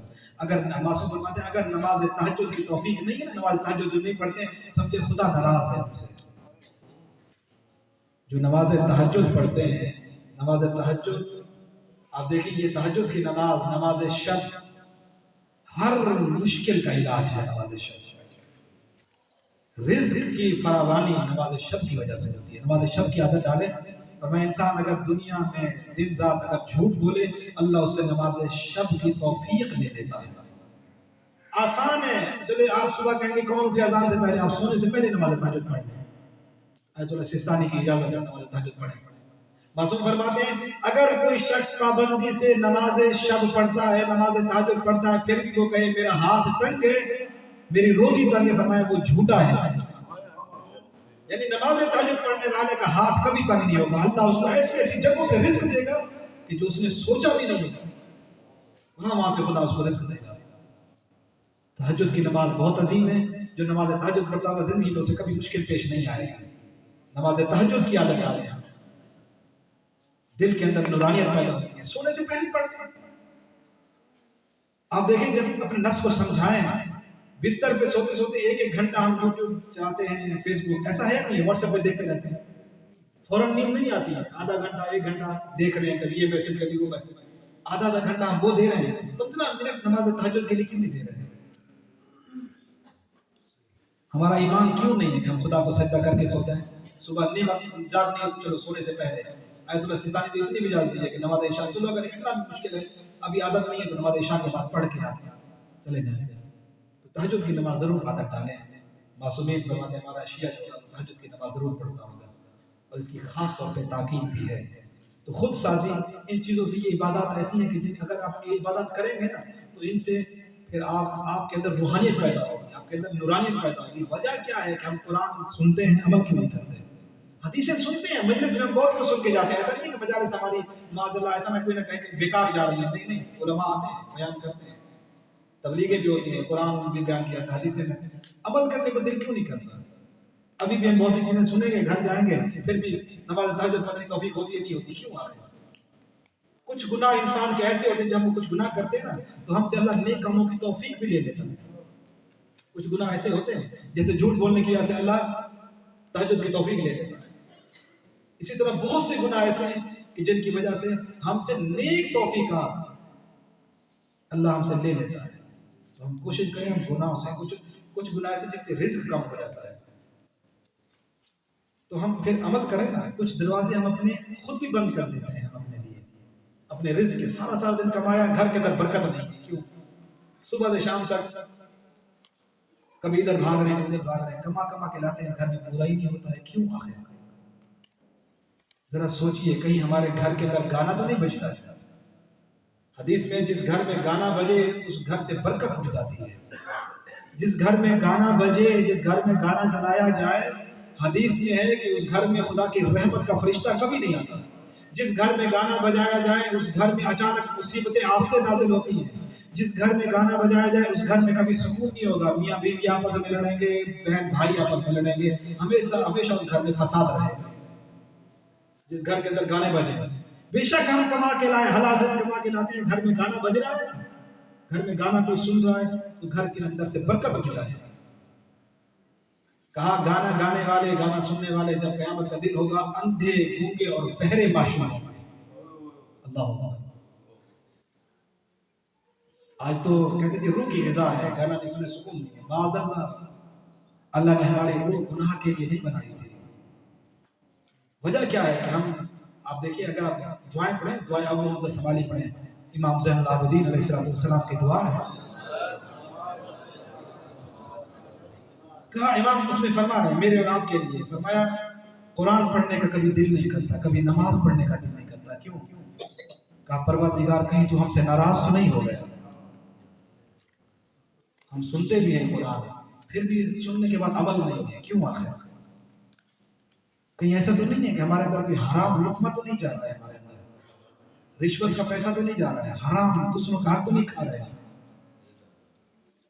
یہ چیزیں کم از کم سوچنی چاہیے. اگر یہ چیزیں ہمارے اندر ہیں تو ہمیں نمازیں پڑھنے کا، عبادت کرنے کا دل نہیں کرے گا. ہاں اگر ہم مسجد میں پہنچ بھی گئے تو ہماری توجہ گھر کی طرف رہے گی، ہماری توجہ دوستوں کی طرف ہوگی، ہماری توجہ گھر کے مسائل میں رہے گی. ہماری کوشش ہوگی بس کب نماز ختم ہو اور گھر سے باہر نکلیں. کبھی کبھی اتنی جلدی ہوتی ہے کہ نماز ختم کی تصویر جناب سید علی پڑھی، گھر کے جلدی بھاگ جا رہے ہیں. کیوں آخر؟ حدیث میں کہ جو نماز کے بعد دعا نہ کرے، نماز کے بعد دعا نہ کرے، اللہ کہتا فرشتوں کو اس کی نماز میرے پاس نہ لانا. کیوں؟ یہ دعا نہیں کرتا ہے، اس کو تو میری ضرورت ہی نہیں ہے. یہ مجھ سے مانگتا کیوں نہیں ہے؟ جب اس کو میری ضرورت نہیں ہے تو مجھے اس کی نماز کی ضرورت بھی نہیں ہے. نماز کے بعد بیٹھیں، اللہ سے بات کریں. کہا اللہ اتنا مہربان رب ہے، جب کوئی کہتا ہے نا یا رب ایک مرتبہ کہے 10 مرتبہ کہتا ہے لبیک یا عبدی. میرا بندہ میرے دروازے تو ہر وقت کھلے ہیں، مانگ تو صحیح مجھ سے. معصوم فرماتے ہیں اس سے مانگو جو کبھی دینے کے بعد کبھی احسان نہیں جتلاتا ہے. اس سے مانگو جس سے مانگو گے تو کبھی وہ آپ کو ذلیل نہیں کرے گا، آپ کو عزت عطا کرے گا. اس کے دربار میں مانگنا چاہیے نا، کسی کے دروازے پہ نہیں جانا چاہیے، اللہ کے دروازے پہ جانا چاہیے. دوسروں کے دروازے بند ہو جائیں گے لیکن خدا کا دروازہ کبھی بند نہیں ہوتا. آپ اپنے رب سے مانگیں اس سے. تو خود سازی اپنے آپ میں ہم بنائیں. اور پھر اس کے بعد عزت نفس کے بارے میں اپنی عزت کروائیں. اپنے نفس کی عزت. اللہ نے انسان کو عزت والا بنایا ہے، اور امیر المومنین اسی عزت نفس کے بارے میں فرماتے ہیں اپنے نفس کو ہر ذلت سے بلند تر سمجھو، اگرچہ وہ تمہاری من مانی چیزوں تک تمہیں پہنچا دے. جن چیزوں کو تمہارا دل چاہ رہا ہے وہاں تمہارے نفس نے تمہیں پہنچا بھی دیا نا، پھر بھی دیکھو تمہاری عزت اس میں ہے یا نہیں. اپنے آپ کو ذلیل نہیں کرنا چاہیے. خوشامد کر کے کسی کے پیچھے بھاگنا نہیں چاہیے. نہیں دن رات اس کی خوشامد کر کے، اس کی خوشامد، اس کی تعریف تک یہاں سے کچھ مل جائے، اس کی تعریف یہاں سے کچھ مل جائے. نہیں، اپنے آپ کی عزت، اپنے نفس کی عزت. اللہ نے انسان کو عزت والا بنایا ہے. کچھ لوگوں کی عادت ہوتی ہے، لوگوں کو باتیں کرتے ہیں، گالیاں بکتے ہیں لوگوں کو، اپنی بے عزتی کرتے ہیں. معاذ اللہ کچھ ایسے ہوتے ہیں جب آتے ہیں آ گیا جی یہ تو بے عزتی کرے گا، یہ تو بد زبان انسان ہے. لوگ اپنی زبان کی وجہ سے، اب ان کو پتا بھی ہے کہ ہمیں یہ باتیں نہیں کرنی. لوگ کہتے ہیں بے وقوف چپ کر کے بیٹھے، یعنی وہ اپنی زبان، اپنی بے عزتی برداشت کریں گے لیکن اپنی زبان پہ کنٹرول نہیں کریں گے. تو اس لیے اپنے نفس کی عزت کریں نا. اللہ نے عزت عطا کی ہے، نفس کو تو ہم ذلیل کیوں کریں. تو امیر انہوں نے یہی فرماتے ہیں کہ اپنے نفس کی عزت کرو. اور آگے جملہ فرمایا کیونکہ تم جو عزت نفس گواؤ گے اس کا کوئی بدل نہیں مل سکتا ہے. نفس کو ذلیل کرتے ہو، فرمایا اپنے نفس کو ذلیل نہ کرو، اس کا کوئی بدل نہیں ہے. خبردار کسی کے غلام نہ بن جانا، اللہ نے تمہیں آزاد قرار دیا ہے. یہ ہم فلاں کے نوکر ہیں جی، چلو آپ نوکری کرتے تنخواہ دیتا ہے، اب آپ سے گناہ کروائے وہ کرو گے؟ کہا نہیں کسی کے، ٹھیک ہے آپ کو پیسے دیتا ہے. لوگ کہتے ہیں کہ کیا کریں، ہمارا مالک ہے دکان، ہمارا دکان کا مالک ہے، اب ہمیں جو کہے تو ہمیں تو کرنا ہوتا ہے، نہیں کیا کریں. یا ہم اس کے گھر کا کام کرتے ہیں، ہمیں تنخواہ دیتا ہے، اب ہمیں گناہ کے لیے بھی کہے تو ہمیں تو کرنا ہے. نہیں، اللہ کی اطاعت کرنا ہے، اللہ کی معصیت میں کسی کی اطاعت نہیں کرنی ہے، لوگوں کی اطاعت نہ کریں، اللہ کی اطاعت کریں، گناہ کریں۔ اگر آپ سے کوئی آپ کا مالک آپ کو تنخواہ دیتا ہے کہ گناہ کروا رہا ہے، آپ نوکری چھوڑ دیں، مجبور نہ بنے۔ مولا فرماتے ہیں کسی غلام کو اللہ تمہیں آزاد پیدا کیا، غلام کیوں بنتے ہو؟ کسی کی خاطر غلط کام نہ کریں۔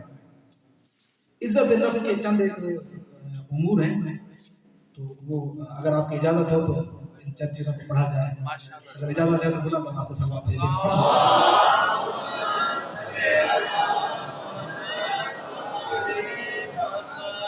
انسان کی عزت نفس کیسے، ہم اپنے نفس کو، ہم اپنے آپ کو عزت کیسے دے سکتے ہیں؟ مثلا میں چاہتا ہوں میں معاشرے میں عزت دار انسان بنوں، کیسے؟ انسان پیسے سے عزت دار بنے گا، دولت سے، خزانوں سے، اس سے انسان عزت دار بنے گا؟ نہیں نہیں۔ آئیں امیر المومنین کیسے کہتے ہیں کہ انسان عزت والا انسان کون ہوتا ہے؟ امیر المومنین کے نزدیک پڑھیں، آئیں مولا فرماتے ہیں عزت ملے گی تو گناہ سے پرہیز کرنا پڑے گا، گناہ سے پرہیز کرو، گناہ نہ کرو، تمہیں عزت مل جائے گی۔ یہ مولا کائنات کا فرمان۔ اب دیکھیے امام کا فرمان پڑھیے، مولا کائنات فرماتے ہیں وہ چیزیں جو اس میں آگے امام کا فرمان ہے، امام علیہ السلام فرماتے ہیں جو شخص اپنی عزت نفس کا قائل ہو وہ ارتکاب کی گناہ کے ذریعے اسے پست اور حقیر نہیں کرتا، یعنی گناہ کر کے انسان بے عزت بن جاتا ہے، انسان کا وقار ختم ہو جاتا ہے۔ جو انسان گناہ نہیں کرتا وہ عزت والا انسان ہے امیر المومنین کی نگاہ میں۔ یعنی مولا فرماتے ہیں گناہ کر کے اپنے آپ کو بے عزت نہ بناؤ، اپنے آپ کو عزت دار بناؤ۔ اور اس کے بعد دوسرے نمبر پر بتا جذبہ بے نیازی، یعنی کیا؟ جو کسی کے ہاتھ میں ہے، کسی اور کے پاس ہے، اس کے پیچھے نہ بھاگو، دوسروں کی دولت پہ نظر نہ رکھو، دوسروں کے مال پہ نظر نہ رکھو، بے نیاز ہو جاؤ۔ اگر اللہ نے کسی کو دیا ہے تو آپ دعا کرو کہ پروردگار مجھے بھی دو، لیکن یہ نہیں کہ اس کی حسد کرو یا خوشامد کر کسی بھی مجھے کچھ یہاں سے مل جائے گا، کسی خوشامد کریں، بڑے کے پیچھے بھاگیں، چلو کچھ نہ کچھ تو 100-200 تو دے دے گا کم از کم، اب اس کے آگے پیچھے بھاگ رہے ہیں۔ نہیں ایسا نہیں کرنا چاہیے معاذاللہ۔ یہ جذبہ بے نیازی انسان کے اندر ہونی چاہیے، اس سے عزت ملتی ہے۔ اب دیکھیں اس میں مولا کائنات کیا فرماتے ہیں، اب اس میں امام کا فرمان ہے جذبہ بے نیازی میں امام علیہ السلام فرماتے ہیں لوگوں کے سامنے دستے سوال دراز کرنا ذلت کا ایسا طور ہے جو صاحبان عزت سے ان کی عزت اور صاحبان شرافت سے ان کی شرافت سلب کر لیتا ہے۔ ہاتھ پھیلانا، لوگوں سے مانگنا، مولا فرماتے ہیں یہ صاحبان عزت کو ذلیل کر دیتا ہے۔ ہاتھ پھیلانا، کسی کے سامنے ہاتھ نہ پھیلاؤ، اللہ کی بارگاہ میں جاؤ۔ لہذا یہ جو ہاتھ پھیلاتے ہیں نا بہت بری بات ہے۔ ہاں اگر کبھی مجبوری آ جائے کسی سے قرض لے لو، یا اگر مدد بھی لینی ہے کسی سے مانگنا بھی ہے تو ایسے سے مانگنا جو عزت دار انسان ہو، تاکہ آپ کو دینے کے بعد آپ کو ذلیل نہ کرے۔ یہ نہ کہے یہ تو مجھ سے مانگتا ہے، یہ تو فلانا ہے، آپ کو دے کر 10 جگہ بولتا رہے رات اس کے پاس پیسے نہیں تھے، اس کے پاس گھر کھانے مجھے میرے پاس آیا رو رہا تھا میں نے اس کو پیسے دیے، جگہ جگہ ذلیل کر رہا ہے۔ نہیں ایسے بنے گا نہیں۔ فرمایا اگر کسی سے مانگنا بھی ہے، مجبوری آ بھی گئی، کسی سے ہاتھ پھیلانا بھی پڑ رہا ہے تو عزت دار سے مانگنا، شریف سے مانگنا، کبھی کسی کمینے انسان سے نہ مانگنا، تاکہ وہ آپ کی عزت کو نہ اچھالے۔ یہ معصومین کے فرامین ہیں، انشاءاللہ جب لاگا میں آپ کو پڑھیں گے۔ فرمایا درست طرز فکر، انسان کی فکر درست ہونی چاہیے، فکر کو انسان صحیح رکھے تو اس سے انسان کو عزت ملتی ہے۔ غلط فکر والا انسان کبھی عزت دار نہیں بن سکتا، وہ بے عزت انسان ہے، وہ جگہ جگہ ذلیل ہوگا اگر انسان کی فکر خراب ہوگی۔ تو ایک انشاءاللہ اس میں تفصیل ہے، آپ پڑھیے گا۔ چوتھا جو عزت کا ایک طریقہ ہے عزت نفس کا، اس میں فرمایا ذلت آمیز گفتار اور کردار سے پرہیز کرو، یعنی ذلت آمیز یعنی غلط گفتگو نہ کرو۔ اور اس میں امیر المومنین کا فرمان ہے، پڑھیے ذرا، امیر المومنین فرماتے ہیں کسی کی حد سے زیادہ تعریف و تحسین نہ کرنا، چاپلوسی اور خوشامد، یعنی اگر کوئی انسان کرے گا تو چاپلوسی اور خوشامد بن جائے گی، کسی کی زیادہ تعریف کرنا ہے، وہ اس لائق ہے نہیں، تعریف کیے جا رہے ہیں، تعریف کیے جا رہے ہیں، یہ مولا فرماتے ہیں خوشامد ہے، یہ چاپلوسی ہے امیر المومنین کے نزدیک۔ فرمایا اس سے تم ذلیل ہو رہے ہو، جو کسی کی بڑھ کے اس کی عزت کرے، اس کا وہ بولتا جائے تعریف کرتا جائے، یہ ایسا ہے، اس کے اندر جو خوبیاں نہیں ہیں وہ بھی جناب اس کے منہ پہ بیان کیے جا رہے ہیں۔ فرمایا تم اپنے آپ کو ذلیل کر رہے ہو۔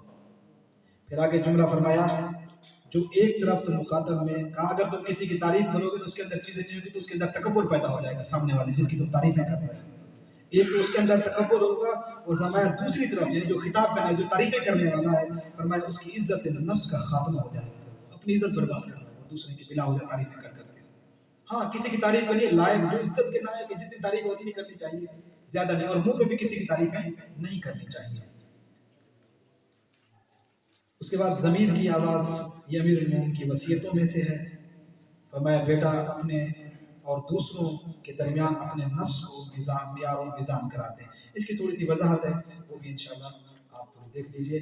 اب اس میں ہے کہ دوستی اور معاشرت، دوستی اور معاشرت کے بارے میں اس میں دو چیزیں ذرا جلدی پڑھ لیتے ہیں۔ اگر تم اپنے کسی بھائی سے قطع تعلق کرنا چاہتے ہو تو اپنے پاس اتنی گنجائش رکھو کہ اگر وہ کسی دن واپس آنا چاہے تو اس کے پاس پلٹنے کا راستہ کھلا ہوا ہو۔ بالکل تعلقات ختم نہیں، کچھ راستہ چھوڑ دینا چاہیے۔ ہو سکتا ہے اگر کسی نے آپ سے زیادتی بھی کی ہے، کل کو اگر آ جائے تو آپ اس کے لیے راستہ کھلا چھوڑیں، یا کم از کم کسی کے ساتھ اتنا نہ کریں کہ کل کو آپ اس کے پاس جھکنا پڑے تو آپ کو شرمندگی ہو کہ آج میں کیسے جاؤں کہ میں نے اس کے ساتھ اتنا ظلم کیا، میں نے اس کے ساتھ یہ کیا وہ کیا۔ اتنا نہیں کسی کے ساتھ کچھ غلط کرنا چاہیے۔ ہاں اگر کسی کے ساتھ کوئی تھوڑی دیر کے لیے انسان ہو سکتا ہے کسی کے ساتھ بول چال ختم بھی کرے تو ایک حد تک ہونا چاہیے، زیادہ نہیں ہونا چاہیے۔ بات میں یہ ہے کہ اگر کسی نے 3 دن بھی اگر کسی نے کسی سے بول چال بند کر دی تو روح ایمان اس کے جسم سے نکل جاتی ہے، ایمان کی روح نکل جاتی ہے اس کے جسم سے۔ یہاں تو پتہ نہیں لوگ 6 مہینے سال نہیں بولتے ہیں، بول چال ختم ہے، ساتھ ایسے گزر گئے کہ جیسے کسی انسان کے ساتھ انسان گزرا ہی نہ ہو، ایسے گزر جاتے ہیں، خدا پناہ دے۔ اور اب فرمایا خط نمبر 31 میں فرمایا اپنے بھائی کو مخلصانہ نصیحت کرتے رہنا، یعنی اپنے بھائیوں کو نیک نصیحتیں کرتے رہو، چاہے اسے اچھی لگیں چاہے بری محسوس ہو۔ پھر فرمایا جو کوئی تمہاری طرف راغب نہ ہو تم بھی اس سے رغبت کا اظہار نہ کرنا۔ وہ آپ سے بھاگنا چاہتے ہیں آپ اس کے پیچھے نہ جائیں بار بار، جو آپ سے محبت کرتا ہے بیٹھنا چاہتا ہے آپ، جو آپ سے کہتا ہے کہ نہیں مجھ سے اگر آپ سے کوئی بھاگتا ہے اس کے پیچھے نہ لگیں آپ۔ یہ اپنے آپ کو ذلیل کرنے والی بات ہے کہ اگر سامنے والا چاہتا نہیں ہے آپ اس کے پیچھے بھاگنے کے ٹائم دو مجھے، وہ نہیں دے رہا آپ پیچھے پیچھے بھاگ رہے ہیں اس کے حق نہیں، اپنی عزت رکھیں نا، کیوں آپ کسی کے پیچھے بھاگتے ہیں بلا وجہ۔ دیکھیے آخری چیز میں فرمایا تجربہ اندوزی، اور تجربہ اندوزی میں امیر فرماتے ہیں کہ اس میں جو پہلے آپ سے لوگ گزر گئے ان کے تجربوں سے فائدہ حاصل کریں۔ کامیاب وہ انسان ہے مثلا آپ کاروبار شروع کرنا چاہتے ہیں تو آپ کسی کاروبار سے مشورہ کر لیں کہ میں یہ کاروبار کرنا چاہتا ہوں، کیوں ہو سکتا ہے اس کو نقصانات ہوئے ہوں گے۔ ایک بندہ مثلا 20-25 سال سے کاروبار کرے، آپ آج کر رہے ہیں وہ کاروبار، تو آپ مشورہ لے لیں۔ مولا فرماتے ہیں کامیاب زندگی ہے کہ آپ مشورہ کر لیں کسی سے، وہ آپ کو بتائے گا کہ ہاں یہ نقصانات آ سکتے ہیں، آپ یہ نقصانات سے بچو۔ کوئی بھی دنیا میں کام کرنا ہے تو جن لوگوں نے تجربہ ہے، تجربہ کار لوگ ہیں اس کام میں، ان سے امیر المومنین فرماتے ہیں کہ آپ ان سے جو ہے وہ آپ ان سے مشورہ کر لیں، اور مشورہ کرنے کے بعد ہی آپ اپنی زندگی کو گزاریں۔ اور اس میں ایک فرمان ہے مولا کائنات کا، اس میں تھوڑا سا اگر جلدی سے ہم پڑھ لیں تو بس ایک ہی اس میں خط میں لکھا، امام علیہ السلام نے اپنی وصیتوں میں دوسروں کے تجربات سے استفادے پاتے تاکید کہ گزرے ہوئے لوگوں کے حالات اپنے دل کے سامنے پیش کرتے رہنا۔ مولا کائنات فرما رہے ہیں یعنی جو لوگ گزر گئے دیکھنا کہ انہوں نے کون کون سی غلطیاں کی ہیں، وہ آپ پڑھیں سمجھیں ان کو۔ اور پھر فرماتے ہیں اور اپنے اور پہلے گزر جانے والوں پر پڑھنے والے مصائب کو اپنی یاد میں لاتے رہنا، ان لوگوں کے دیار و آثار کی سیر کرتے رہنا جو پہلے لوگ گزر گئے، اور یہ دیکھتے رہنا کہ ان لوگوں نے کیا کچھ کیا اور وہ کہاں سے کہاں چلے گئے ہیں، کہاں وارد ہوئے ہیں اور کہاں ڈیرا ڈالا ہے۔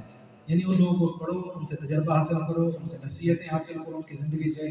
دعا ہے اللہ رب العزت آپ اور ہمیں ان وصیتوں پر عمل کرنے کی توفیق عطا فرمائے، اور دعا ہے کہ جو مومنین ہمارے ساتھ تعاون کر رہے ہیں اللہ ان سب کی مدد میں برکت عطا فرمائے۔ جی ہاں، ایک دعا سے پہلے ایک اعلان کرتا چلوں۔ کل خواتین میں کسی کی امانت ہے، پیسے وہ گر گئے تھے، تو اپنے جن کے بھی کل پیسے گر گئے ہیں تو وہ بتا دیں، نشانی دے دیں کتنے۔ امیر المومنین کا سچا شیعہ بننے کی توفیق عطا فرمائے۔ پروردگار محمد و آل محمد کا واسطہ ہمیں نہج البلاغہ پڑھنے سمجھنے اس پر عمل کرنے کی توفیق عطا فرمائے، معصومین کی سیرت کو سمجھنے اور سیرت پر عمل کرنے کی توفیق عطا فرمائے۔ پروردگار ہمیں امام زمانہ کا سچا منتظر بننے کی توفیق عطا فرمائے، ناصر و مددگار امام بننے کی توفیق عطا فرمائے، ہمیں اپنے وقت کے امام کو راضی کرنے کی توفیق عطا فرمائے، ہمارے امام کو ہم سے راضی فرما، ہمارے آقا و مولا کے ظہور میں تعجیل فرما، ایک دوسرے کے حقوق سمجھنے اور ان حقوق کو ادا کرنے کی توفیق عطا فرما، اپنے واجبات سیکھنے اپنے واجبات کو ادا کرنے کی توفیق عطا فرما۔ پروردگار ہمیں قرآن پڑھنے قرآن پر عمل کرنے کی توفیق عطا فرما۔ پروردگار محمد و آل محمد کا واسطہ جو مومنین مریض ہیں امیر المومنین کی عظمتوں کے صدقے میں ان مریضوں کو صحت و سلامتی عطا فرما۔ بہت سے مومنین نے التماس سے دعا کی ہے، مریض ہیں، پروردگار ان مریضوں کو صحت و سلامتی عطا فرما۔ परवरदिगार जो मोमिनीन औलाद की ख्वाहिश रखते हैं उन्हें नेक और सालेह औलाद अता फरमा। जो साहिबान औलाद हैं उन्हें अपनी औलाद की दीनी और दुनियावी तरबियत करने की तौफीक अता फरमा। परवरदिगार मोहम्मद वाले मोहम्मद का वास्ता उलमाए किराम मराजे इज़ाम बिलखसूस रहबर मौज़म का साया हमारे सर पर कायम दायम फरमा। परवरदिगार मोहम्मद वाले मोहम्मद का वास्ता दुनिया में जहाँ कहीं अहले बैत के चाहने वाले उनकी जान माल इज्जत दीन और ईमान की हिफाजत फरमा। परवरदिगार दुश्मनान अहले बैत दुश्मनान तशय्युर दुश्मनान आज़ादारी को नीस्तो नाबूद फरमा। परवरदिगार जो मोमिनीन परेशान हाल हैं उनकी परेशानियां दूर फरमा। जो मुश्किलात में गिरफ्तार है मौला मुश्किल कुशा के सदके में उनकी मुश्किलात आसान फरमा। जो बेरोजगार हैं उन्हें बेहतरीन रोजगार अता फरमा। जो बरसर रोजगार हैं उन्हें रिज़्क़ हलाल कमाने की तौफीक अता फरमा। अपने अपने अहल वयाल खानदान को रिज़्क़ हलाल खिलाने की तौफीक अता फरमा। परवरदिगार जो दुआएं हमारी ज़बान तक नहीं आ सकी तो दिलों के राज़ों को बेहतर जानता है, उन दुआओं को अपनी बारगाह में मुस्तजाब फरमा। मिल्लत जाफरिया के शुहदा के दर्जात बुलंद फरमा। हम सब के मरहूमीन और तमाम मरहूमीन मोमिनीन मोमिनात के दर्जात बुलंद फरमा। तमाम मोमिनीन के माल रिज़्क़ में बरकत अता फरमा। इस दर्स के मुआमिनीन के माल रिज़्क़ में बरकत अता फरमा। इंतज़ामिया इस दर्स के परवरदिगार इन दोस्तों की तौफीक़ात खैर में इजाफा फरमा। हमारी दुआओं को शरफ़ कबूलियत अता फरमा। जो मोमिनीन हर रोज़ न्याज का एहतमाम कर रहे हैं परवरदिगार उनकी इस न्याज को अपनी बारगाह में कबूल फरमा। उन सब के माल रिज़्क़ में बरकत अता फरमा। हमें एक दूसरे के हुकूक सीखने समझने और उन हुकूक को अदा करने की तौफीक अता फरमा। हमारे घरों पे अपनी रहमतें नाज़िल फरमा। हमारे घरों पे अपनी बरकतें नाज़िल फरमा। हमारी दुआओं को शरफ़ कबूलियत अता फरमा। रब्बना तक़ब्बल मिन्ना इन्नका अंतस समीउल अलीम बिहक़्क़ि मुहम्मद व आलिहि ताहिरीन। दुआओं की कबूलियत के लिए, इमाम के ज़ुहूर में ताजील के लिए, मरीज़ों की शिफायाबी, मरहूमीन की मग़फ़िरत के लिए, दर्स की कबूलियत के लिए बाबा से बुलंद सलावत।